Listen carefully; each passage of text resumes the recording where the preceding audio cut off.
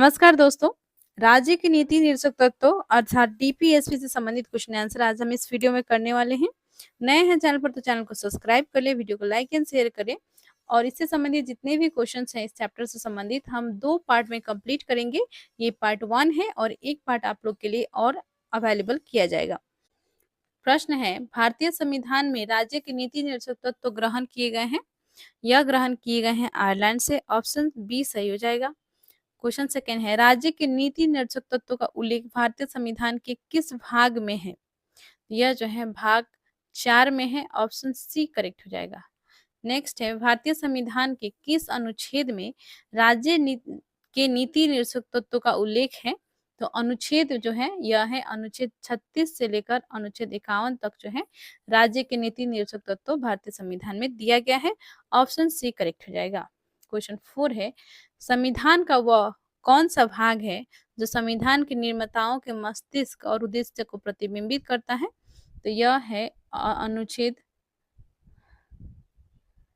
36 से 51 में जो है वो है राज्य के नीति निर्देशक तत्व। ठीक है, तो राज्य के नीति निर्देशक तत्व जो है जो संविधान निर्माता थे वो जो है इन कल्याणकारी जो है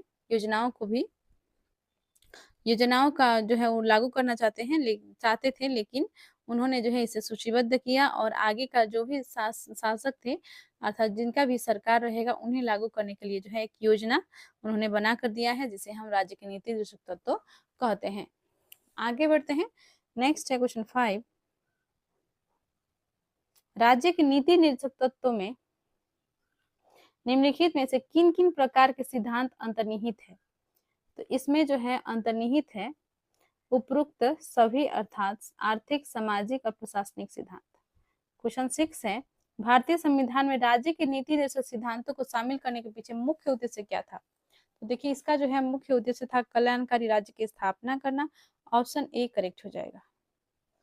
क्वेश्चन 7 है, संविधान के राज्य के नीति निर्देशक तत्व को शामिल करने के पीछे क्या उद्देश्य था।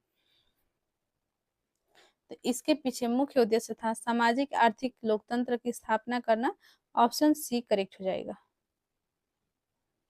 नेक्स्ट है क्वेश्चन 8, निम्नलिखित में से किसने नीति निर्देशक सिद्धांतों को बैंक के सुविधा अनुसार दे उत्तर दिनांक चेक कहा। तो ये इंपॉर्टेंट क्वेश्चन है, ये कहा था केटी शाह ने। एसएससी 2015 में भी पूछा गया सवाल है।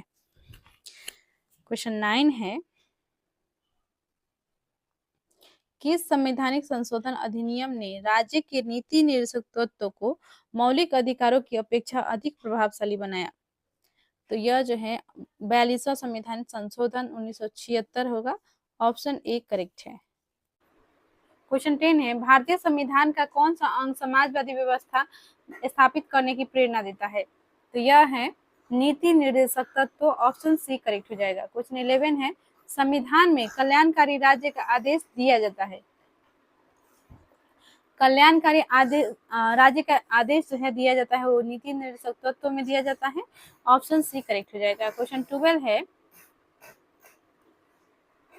नीति निर्देशक सिद्धांत है तो ये बाद योग्य नहीं, मौलिक अधिकार इनमें से कोई नहीं। तो मौलिक अधिकार ये नहीं है, इनमें से कोई ये भी नहीं होगा, बाद योग्य भी नहीं है। नीति निर्देशक तत्व जो है बाद योग्य नहीं है, ये आपका हो जाएगा ऑप्शन बी करेक्ट हो जाएगा इसका। नेक्स्ट है क्वेश्चन 13, नीति निर्देशक तत्व का क्रियान्वयन निम्नलिखित में से किस पर निर्भर करता है। तो इसका क्रियान्वयन जो है करता है सरकार के पास उपलब्ध संसाधनों पर। यदि सरकार के पास जो है पर्याप्त उपलब्ध संसाधन है तो वे जो है उसी के अनुसार से जो है योजनाएं बना सकती हैं या जो है अनेक संविधान में संशोधन भी कर सकती है, जो कि राज्य के कल्याणकारी इसके पीछे उद्देश्य होगा। ठीक है, राज्य का कल्याण करना अर्थात लोक कल्याण के लिए। नेक्स्ट है क्वेश्चन 14, मूल अधिकार और राज्य के नीति निर्देशक तत्व में क्या अंतर है। तो मूल अधिकार और राज्य के नीति निर्देशक में क्या अंतर है दिया गया है। तो ये देखिए राज्य के नीति निर्देशक तत्व बाद योग्य है, नहीं ये भी नहीं है। इसका हो जाएगा आपका ऑप्शन सी, मूल अधिकार बाद योग्य है जबकि राज्य के नीति निर्देशक तत्व नहीं। ऑप्शन सी करेक्ट हो जाएगा इसमें। मूल अधिकार जो है इसके आपकी यदि मूल अधिकार का हनन होता है तो ऐसी स्थिति में जो है आप न्यायालय जा सकते हैं इसको लेकर जो है आप न्यायालय से जो है न्याय मांग सकते हैं। लेकिन यदि राज्य के नीति निर्देशक तत्वों में सम्मिलित अनुच्छेद है उनके में जो है उस अनुच्छेद के अंतर्गत यदि कोई जो है कार्य नहीं होता है तो इसके लिए जो है आप न्यायालय नहीं जा सकते। ठीक है, तो मूल अधिकार बाध्य योग्य है, जबकि राज्य के नीति निर्देशक तत्व जो है बाध्य योग्य नहीं है। ऑप्शन सी करेक्ट हो जाएगा। क्वेश्चन 15 है, मौलिक अधिकार एवं राज्य के निर्देशक तत्वों के विषय में कौन सा कथन सही है? तो इसका सही कथन जो है वो एक दूसरे के पूरक है। नेक्स्ट है क्वेश्चन 16, एक कल्याणकारी राज्य के निर्देश आदर्श वर्णित है। तो यह जो है वर्णित है राज्य के नीति निर्देशक तत्वों में। ऑप्शन ए करेक्ट हो जाएगा। अगला है, नीति निर्देशक तत्व को कार्यान्वित करने के लिए क्या मूल अधिकारों का हनन हो सकता है?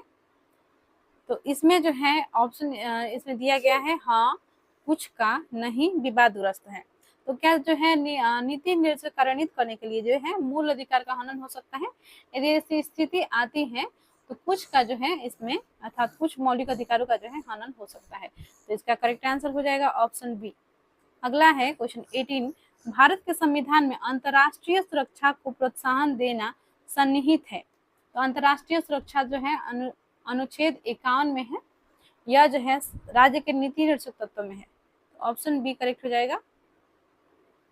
नेक्स्ट है क्वेश्चन 19, समान कार्य के लिए समान वेतन भारत के संविधान में सुनिश्चित किया गया है, एक क्या है? यह जो है एक राज्य के नीति निर्देशक सिद्धांत का अंग है, समान कार्य के लिए समान वेतन। ऑप्शन डी इसका सही हो जाएगा। ठीक है, अनुच्छेद 39 में जो है 39 के डी में दिया गया है घ में। क्वेश्चन 20 है, भारतीय संविधान के निम्नोक्त भागों में से किस एक में न्यायपालिका तथा कार्यपालिका के पृथक का प्रावधान है? तो देखिए न्यायपालिका और कार्यपालिका का पृथककरण जो है यह भी राज्य के नीति निर्देशक तत्व सिद्धांत में ही दिया गया है। तो ऑप्शन इसका सही हो जाएगा ऑप्शन सी। अनुच्छेद 50 में है न्यायपालिका और कार्यपालिका पृथककरण। ठीक है, तो इसका हो जाएगा ऑप्शन सी। क्वेश्चन 21 देख लेते हैं, भारतीय संविधान में राज्य के नीति निर्देशक सिद्धांत को किस मुख्य कारण से सम्मिलित किया गया है? तो मुख्य कारण क्या है? तो इसका पीछे मुख्य कारण है कि कल्याणकारी राज्य की स्थापना करने के लिए। ऑप्शन सी सही हो जाएगा, कल्याणकारी राज्य की स्थापना के लिए। अगला है, चैनल को अभी तक आपने सब्सक्राइब नहीं किया है तो प्लीज चैनल को सब्सक्राइब कर लीजिएगा, वीडियो को किसी ग्रुप में जरूर शेयर कर दें, आपसे रिक्वेस्ट है, और साथ में कमेंट और लाइक जरूर करें। आते हैं प्रश्न पर, मूलभूत संविधान में कौन से भाग में राज्य लोक कल्याण की संकल्पना सम्मिलित की गई है? तो देखिए राज्य लोक कल्याण कहाँ कहीं पे भी आपको ये शब्द देखिए तो ये जो है राज्य के नीति निर्देशक तत्वों में जो है ये सम्मिलित है। ऑप्शन डी सही हो जाएगा। क्वेश्चन 23 है, संविधान का कौन सा अंश भारत के नागरिकों को आर्थिक न्याय प्रदान करने का संकेत करता है? तो आर्थिक न्याय जो है कौन प्रदान करता है? तो इसमें देखिए ऑप्शंस दिए गए हैं, राज्य के निर्देशक तत्व, मौलिक अधिकार, प्रस्तावना, उपरोक्त सभी। तो राज्य के नीति निर्देशक तत्व जो है ये जो है आर्थिक न्याय प्रदान करने का संकेत करता है। ऑप्शन ए सही हो जाएगा। क्वेश्चन 24 है, निम्नलिखित में से कौन सा राज्य नीति निर्देशक तत्व सिद्धांत नहीं है? तो देखिए अंतरराष्ट्रीय शांति को प्रोत्साहन देना ये जो है दिया गया है अनुच्छेद आपका इसमें ये जो है दिया गया है अनुच्छेद 51 में। ठीक है, 14 वर्ष तक के बच्चों को निःशुल्क अनिवार्य शिक्षा प्रदान करना अनुच्छेद 45 में दिया गया है, जो कि अभी 86 संविधान संशोधन के तहत जो है 21A के तहत मौलिक अधिकार बना दिया गया। गोवध निषेध यह भी जो है दिया गया है अनुच्छेद आपका अभी मैं रिकॉल नहीं कर पा रही हूँ, लेकिन ये भी जो है एक राज्य के नीति निर्देशक तत्व के अंतर्गत ही आएगा। निजी संपत्ति की समाप्ति ये जो है राज्य के नीति निर्देशक तत्व नहीं है। ठीक है, तो इसका करेक्ट आंसर हो जाएगा ऑप्शन डी, क्योंकि इसमें जो है नहीं पूछा गया है, तो ऑप्शन डी सही हो जाएगा। अगला है, राज्य के नीति निर्देशक तत्व में क्या शामिल है जो मूल अधिकार में नहीं है? तो देखिए इसमें जो है मूल अधिकार में आपका अस्पृश्यता का उन्मूलन है, आने जाने की स्वतंत्रता है, धर्म की स्वतंत्रता है। लेकिन मूल अधिकार में नहीं है, वो है कुटीर उद्योग का, माफ कीजिएगा, कुटीर उद्योग को प्रोत्साहन। कुटीर उद्योग को प्रोत्साहन जो है अनुच्छेद आपका दिया गया है 43 में, ठीक है, 43 में दिया गया है राज्य के नीति निर्देशक तत्वों के अंतर्गत। तो 25 क्वेश्चंस को हमने कंप्लीट कर लिया है। नेक्स्ट वीडियो में जो बचे हुए क्वेश्चंस हैं उसे कर लेंगे। तो मिलते हैं नेक्स्ट वीडियो में। चैनल को अभी तक आपने सब्सक्राइब नहीं किया है तो सब्सक्राइब कर ले, वीडियो को लाइक एंड शेयर करें और Lucent MCQ for all exam नामक प्लेलिस्ट करना ना भूलिएगा। धन्यवाद। तो शुरू करते हैं वीडियो को।